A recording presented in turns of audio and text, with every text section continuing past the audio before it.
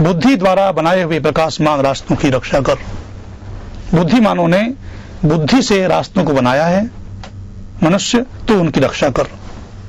वे प्रकाशमान रास्ते हैं।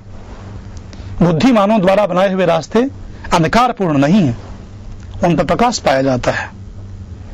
जिन पद्धतियों पर बुद्धिमान चले हैं, महापुरुष चले हैं, उन पर चलकर व्यक्ति भटकता नहीं है, व्यक्ति विचलित नहीं होता है। यक्ष ने युधिष्ठिर से पूछा था कि कौन सा रास्ता है।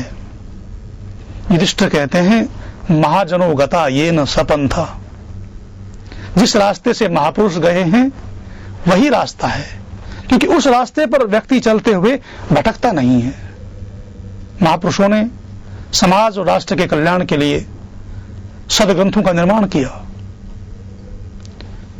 मध्यकाल में ऐसा समय आया जब अनेक पुस्तकालयों को जलाकर खाक कर दिया गया। तक्षशिला, नालंदा आदि विश्वविद्यालयों के जो पुस्तकालय थे, 6-6 महीने तक उनकी पुस्तकों से स्नान घरों का पानी गर्म किया जाता रहा।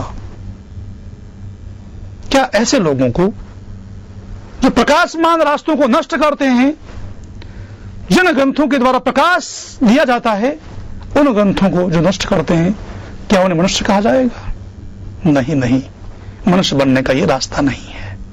मनुष्य का बनने का मतलब है कि जो महापुरुषों ने प्रकाशमान ग्रंथ बनाए हैं, प्रकाशमान रास्ते बनाए हैं, उन रास्तों की तू रक्षा कर, उन रास्तों पर तू भी चल।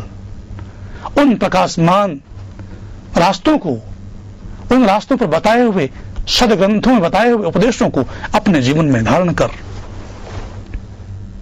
अगला साधन बताते हुए वेद मंत्र कहता है, विद्वानों और उपासकों के उलझन रहित कर्मों को तू आगे बढ़ा। उपासकों के कर्म, ऋषियों के, मुनियों के, महर्षियों के कर्म उलझन रहित होते हैं।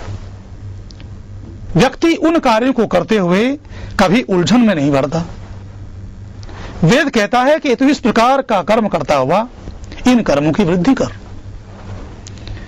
दधीची का त्याग, हरिश्चंद्र की सत्यनिष्ठा, राम की पितृभक्ति, कृष्ण का न्याय पोषण, दयानंद की क्षमाशीलता आदि ऐसे उलझन रहित कर्म हैं जिनको करते हुए व्यक्ति कभी दुविधा को प्राप्त नहीं होता।